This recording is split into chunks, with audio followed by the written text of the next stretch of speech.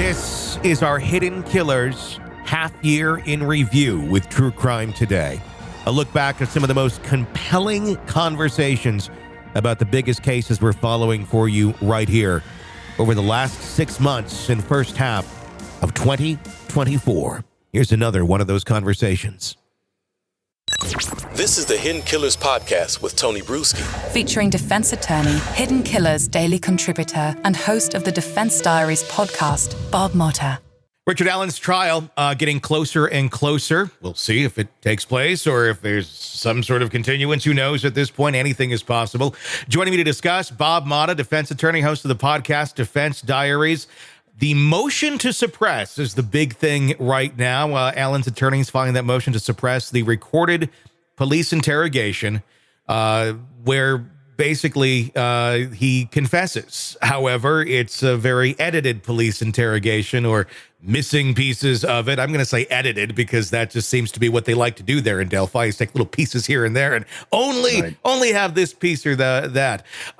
Where do you think this is going to go? Is this going to be successful for them? Are they going to be able to suppress this considering how edited it seems? Or what's your thoughts on where this is going? Because that seems to be, I think, probably one of their, I guess, key pieces of evidence, I'm guessing, going to trial. Yeah. So they filed a couple of motions to suppress. The first ones were relating to what you're talking about, which was the interrogation of Allen. And they've also filed one wherein they're trying to suppress like certain confessions that were made to like correctional officers and inmates. So they're two separate motions. I have a feeling that both of them will be denied. I think that they're going to come in terms of the ones made to, because his statements to Jerry Heuermann, which were the ones during the interrogation, were all denials.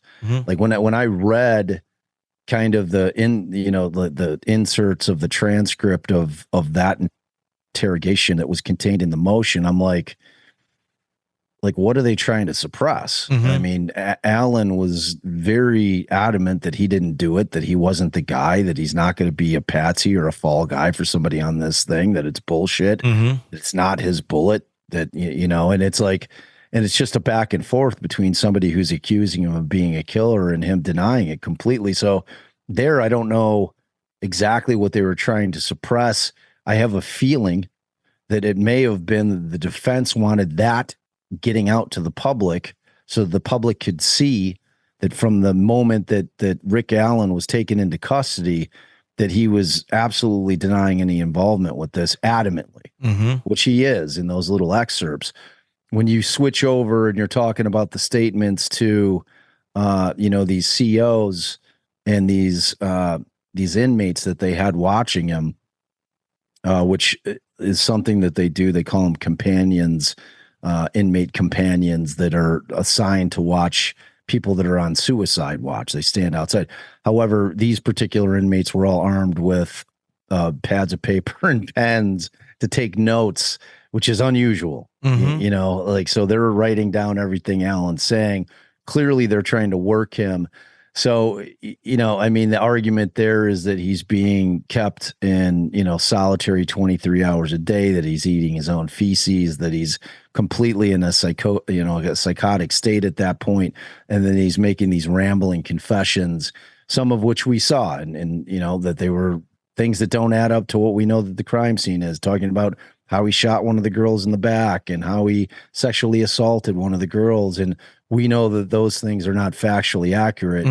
So in terms of like those things coming in, I don't know that they damaged the defense at all anyway. I mean, that's what, if you're the defense, your greatest hope is that you're able to establish, look, like my guy was out of his mind with psychosis at the time. And, they were coercing him and suggesting things to him. And, this is what he said, but like none of what he said, fits the facts of the case. Yeah. And like in his mindset, he's not going to be in a position to be able to like cleverly think 3 steps ahead and say, oh, well, I'm going to come up with incorrect, factual scenarios as to what really happened at the crime scene. So it makes it look like I'm not really, confessing to anything.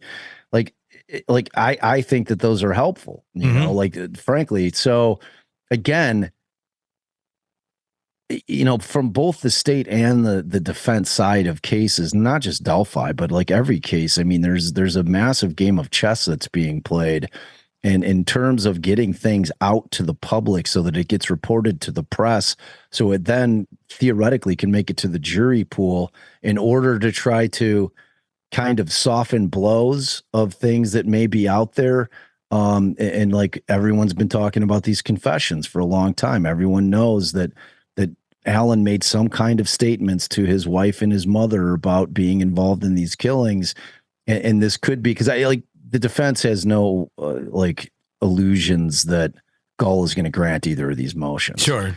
So, but it does serve the purpose of, in both instances, showing one that Alan was denying from the moment they started coming at him as the killer with Heuermann, and he never wavered, and then the second one, that these confessions that he makes to these COs don't add up. They're clearly false confessions because they're not in any way, shape, or form accurate as to what we know actually happened during the commission of the crime. So I think that the bigger purpose may have been to just get that out to where hopefully the press is going to be publicizing it, and it gets out there on nightly news, and the good citizens of Allen County may see something about it, and it'll kind of be stuck in their head when they get to jury selection, if any of those folks happen to be selected for the jury. Sure. I mean, that's a great point, because if his statements don't add up, other than saying I did it, and then I did this, and then I did that. It's like the argument is going to be, okay, he didn't say any of this at the beginning. It took him to the state of psychosis of being isolated, and in this state that this is where he went to, that he did make those sort of statements. Sick of the ads? We are too. Start listening with no commercials now and get access to all of our episodes in advance of everyone else. Become a True Crime Today Premium Plus subscriber on Apple Podcasts. Search True Crime Today Premium Plus on Apple Podcasts or go to our podcast page and sign up now. True Crime Today Premium Plus. Sign up now.